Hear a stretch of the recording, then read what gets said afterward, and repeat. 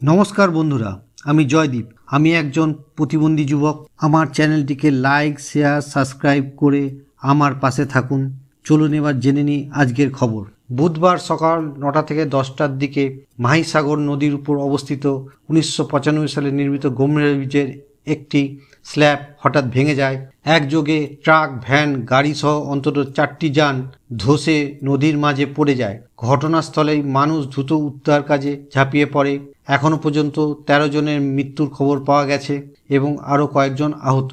মৃতদের মধ্যে 3 জন একই পরিবারের, স্বামী, একটি 4 বছরের মেয়ে আর 2 বছরের একটি ছেলে।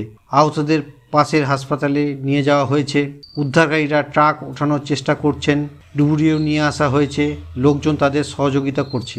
এখনও কয়েকজন নিখোঁজ রয়েছে। রাত দিন উদ্ধারকর্মীরা কাজ চালিয়ে যাচ্ছে। এই ব্রিজটি 4 দশকের পুরনো। 1985 সালে নির্মিত, কিন্তু বহুদিন ধরে এর বাজে অবস্থা নিয়ে স্থানীয়রা সতর্ক করে আসছিল।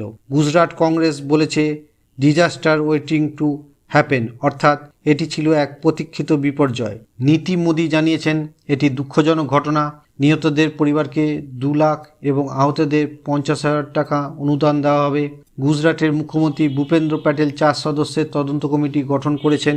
এই ভয়ের ঘটনায় আমাদের সামনে উদ্বেগ আসে।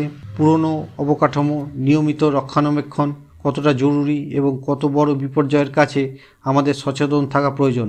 বন্ধুরা, এটা ছিল গম্ভীরা ব্রিজ ধসের হাল হকিকত, যেখানে প্রাণ গিয়েছে 13 জনের। উদ্ধার কাজ চলছে, কিন্তু প্রশ্ন রয়ে যায় এরকম ঘটনা আরও কত হতে পারে।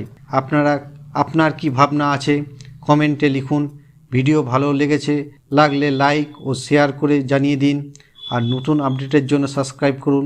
ধন্যবাদ। দেখা হবে পরের প্রতিবেদনে।